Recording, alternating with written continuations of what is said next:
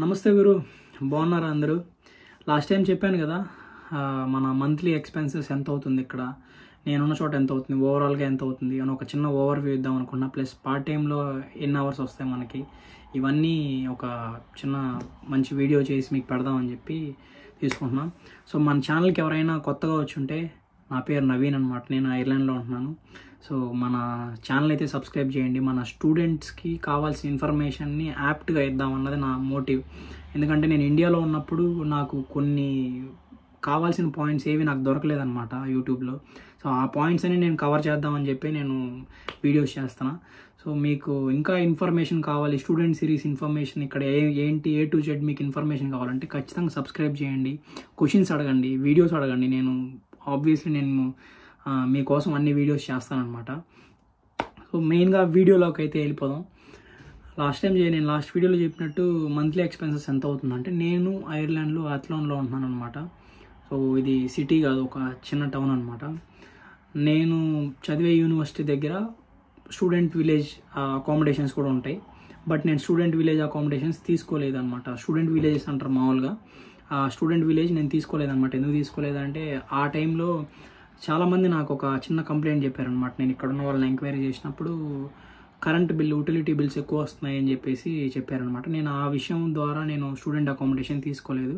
So అలా తీసుకోకుండా నేను ఫేస్బుక్లో సెర్చ్ చేస్తూ ఉన్నాను అనమాట, నాకు అకామిడేషన్స్ కావాలని చెప్పి. సో ఆ టైంలో నాకు లక్కీగా ఒక హౌస్ దొరికింది. సో నేను ఆ హౌస్ తీసుకొని ఒక 6 మెంబర్స్ని అయితే మా ఫ్రెండ్స్, అంటే నాకు కూడా అప్పుడు నేను ప్రాసెస్ చేసేటప్పుడు నాకు పరిచయం అయ్యారు. సో మేమందరం కలిసి ఒక హౌస్ తీసుకున్నాం అనమాట. మేమందరూ 6 మెంబర్స్ షేర్ చేసుకుంటున్నాం. మాకు మంత్లీ ఆల్మోస్ట్ 6 మెంబర్స్కి మాకు యావరేజ్గా 2600 అయితే ఫుల్ హౌస్కి అయితే మేము పే చేయాలన్నమాట. సో ఇది మేము 6 మెంబర్స్ బై 6 వేసుకుంటాం. ఆబ్వియస్గా మాకు ఒక 433 ఆర్ 440 అవుద్ది, ఆ రేంజ్లో అవుద్ది అనమాట. మాకు అలా దొరికింది. మిగిలిన వాళ్ళకి ఇంకా చాలా డిఫరెంట్ ఉంటుంది అనమాట. కొంతమంది 4 మెంబర్సే ఉంటారు ఒక హౌస్లో, లేదా ఒక 5 మెంబర్స్ ఉంటారు. అట్లా ఖచ్చితంగా డిఫరెన్స్ ఉంటుంది. ఇంకా సింగిల్ అకామిడేషన్ లేకపోతే షేరింగ్ ఉన్న వాళ్ళకు కూడా ఇంకా తగ్గచ్చు, ఇంకా ఎక్కువ కూడా ఉండొచ్చు. అది మీరున్న ప్లేసు ఇట్లా ఉంటుంది అనమాట. యావరేజ్గా ఇప్పుడు నాకు ఒక 440 రెంట్ వేసుకుంటే, 440 రెంట్తో పాటు ఇంకా కట్టాల్సినవి చాలా ఉంటాయి అనమాట. అవి ఏంటంటే, మెయిన్గా రెంట్ ఒకటి అయిపోయింది, 440 అయింది. దీని తర్వాత మనకి యుటిలిటీ బిల్స్ ఉంటాయన్నమాట. యుటిలిటీ బిల్స్లో మెయిన్ ఎలక్ట్రిసిటీ. మాకు ఎలక్ట్రిసిటీ వచ్చేసి మేము 2 మంత్స్కి ఒకసారి అయితే పే చేయాలి. 2 మంత్స్కి ఎంత వస్తే అంత మేము బై 6 వేసుకుంటాం. సో లాస్ట్ 3 మంత్స్గా గవర్నమెంట్ 120 యూరోస్ అయితే సబ్సిడైజ్ చేస్తుంది అనమాట. ఈ వింటర్ వల్ల ఎక్కువ ఎలక్ట్రిసిటీ వాడుతూ ఉంటారు, హీటర్స్ వాడుతూ ఉంటారు కాబట్టి ఐరిష్ గవర్నమెంట్ 120 యూరోస్ని రెడ్యూస్ చేస్తుంది అనమాట. నీకు ఎంత బిల్ వచ్చినా మేబీ ఒక 400 లేదా 300 యూరోస్, 200 యూరోస్ వస్తే దాంట్లో 120 మైనస్ చేసి రిమైనింగ్ అమౌంట్ నువ్వు పే చేయాలన్నమాట. సో అలా గవర్నమెంట్ స్కీమ్ అయితే ఉంది వింటర్కి ఇక్కడ. సో మేము వచ్చిన ఫస్ట్ 2 మంత్స్లో 10 యూరోసే కట్టాం, అందరం బై 6 వేసుకొని 10 యూరోస్ ఇచ్చిన ఒక 2 మంత్స్కి కలిపి 10 యూరోసే కట్టాం. ఆ తర్వాత 2 మంత్స్కి ఆల్మోస్ట్ ఒక 25 యూరోస్ దాకా కట్టామన్నమాట.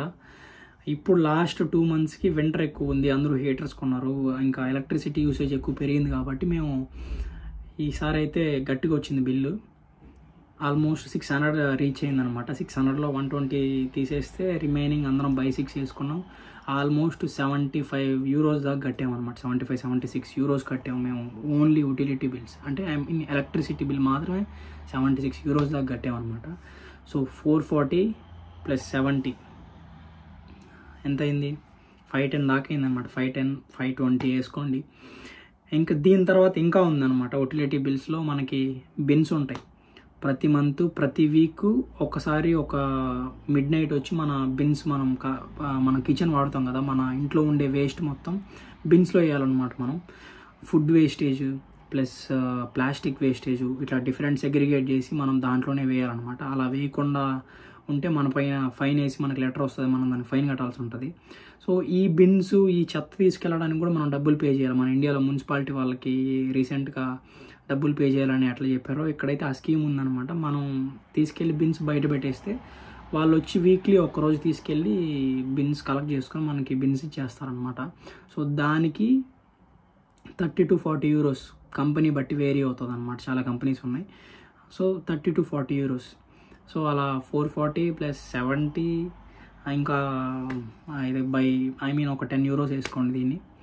సో అట్లా 530. ఇంకా దీని తర్వాత వైఫై బిల్ ఉంటుంది 530 ప్లస్ ఒక 10 euros or 5 euros, 10 euros, 540 euros అయింది. ఈ 540 euros తర్వాత ఇంకా మీకు గ్రోసరీస్ అనమాట. మీరు వాడే విధానం బట్టి, మీరు తినే ఫుడ్ బట్టి, మీరు సరుకులు పర్చేస్ చేసేది బట్టి నాకైతే మినిమం 10 to 15 euros అయితే అవుతుంది అనమాట వీక్లీ.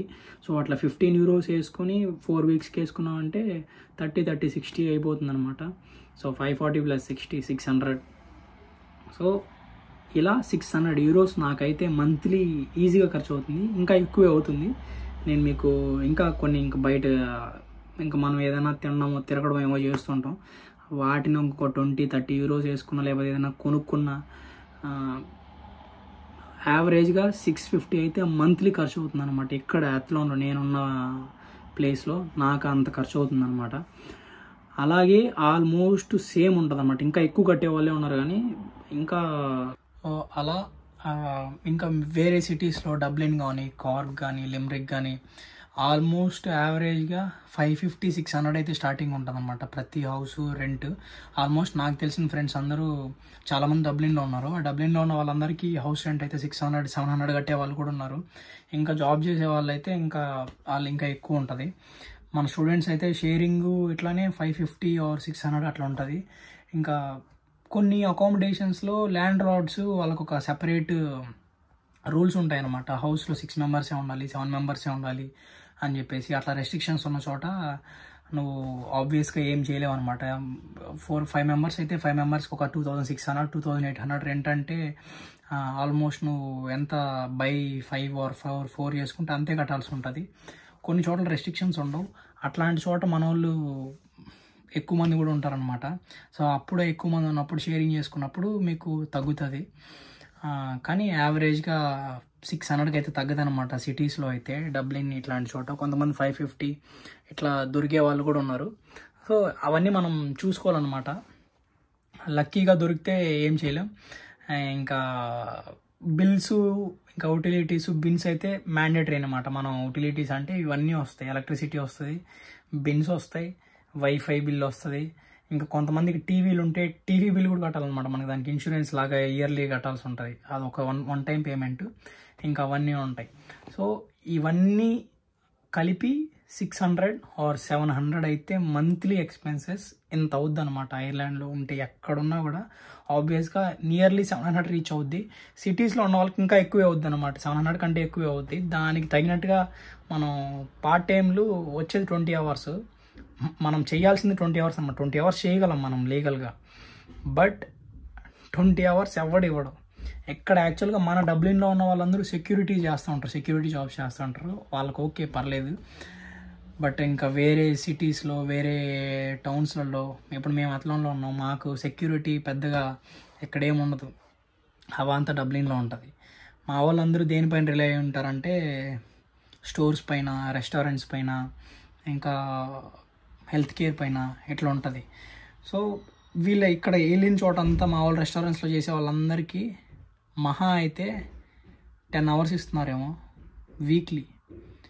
10 hours చేస్తున్నారు వీక్లీ. ఇంకా 4 weeks 40 hours. సో 40 hours అయితే ఎంత వస్తుంది మీరే క్యాలిక్యులేట్ చేసుకోండి. 13.50. యాక్చువల్గా మంత్లీ 700-750 అవుతుంటే మన వాళ్ళకి 40 hours వస్తుంటే ఏమొస్తుంది? ఏం రాదు భయ్యా. యూటిలిటీస్ కూడా కట్టలేం. జస్ట్ రెంట్కి వస్తే చాలా అనుకునే వాళ్ళు చాలామంది ఉన్నారనమాట. సో అలాంటి సిచ్యువేషన్ ఉంది. అన్ని చోట్ల ఇలానే ఉంది. జాబ్ వస్తే, పార్ట్ టైం వస్తే అవర్స్ ఇవ్వడు. కొంతమంది పార్ట్ టైం లేని వాళ్ళు కూడా ఉన్నారు. సో ఇవన్నీ ఆలోచించుకొని మిమ్మల్ని మీరు మోల్డ్ చేసుకొని రండి వచ్చేవాళ్ళు మాత్రం తప్పకుండా. ఇంకా రిమైనింగ్ ఎక్స్పెన్సెస్ ఇవన్నమాట. మనం ప్రతి ఇంట్లో క్యాల్కులేట్ చేయాల్సినవి అయితే ఇవి. ఇంకా పార్ట్ టైము అవర్స్ వచ్చినా మన రెంట్కి మించి లేకపోతే సేవ్ చేసే అంత డబ్బులు అయితే మనం సంపాదించలేము. ఎందుకంటే మనం కాలేజీకి వెళ్తుంటాం. కాలేజీకి వెళ్తున్నప్పుడు వీక్లీ 3 or 4 days ఉంటుంది. కొన్ని అయితే సండేస్ అసలు ఉండవు, మీకు షిఫ్ట్లు ఉండవు, ఇంకా క్లాసెస్ టైంలో నువ్వు పార్ట్ టైంకి వెళ్ళలేవు. ఇంకా ఖాళీ ఉండేది ఎప్పుడు వీకెండ్స్ ఉంటావు, లేదా ఏదో ఒక రోజు వీక్ డేలో నీకు క్లాస్ లేనప్పుడు ఉంటావు. సో అదంతా కలుపుకుంటే నువ్వు మహా అయితే 15 అవర్స్ 10 అవర్స్ చేస్తావు, 20 అవర్స్ కూడా చేయలేవు చాలా వరకు. సో ఆ డబ్బులతో నువ్వు, కొంతమంది క్వశ్చన్లు అడుగుతూ ఉంటారు, పార్ట్ టైంతో మనం ఫీజు కట్టచ్చా అని చెప్పి. ఇలా ఇంత ఉన్నప్పుడు నువ్వు ఫీజు ఎలా కడతావు భయ్యా? ఒకసారి ఆలోచించు. అవ్వదు. మనం 100% షూర్ మనం లోన్ అమౌంట్ కడదాము ఈ పార్ట్ టైంతో అనుకోవడం మూర్ఖత్వం అనమాట. మనకి రెంట్ రావడమే ఎక్కువ, అలాంటిది లోన్ అయితే అసలు మర్చిపోండి దాని గురించి. ఇదనమాట. సో సిటీస్లో అయితే ఎక్కువ ఉంటుంది ఆబ్వియస్గా, 700 800 అట్లా ఉండిపోద్ది. నాకు ఇక్కడ టౌన్లో ఉండే నాకు ఆల్మోస్ట్ 700 రీచ్ అవుతుంది. సో ఇంతే ఉంటాయి.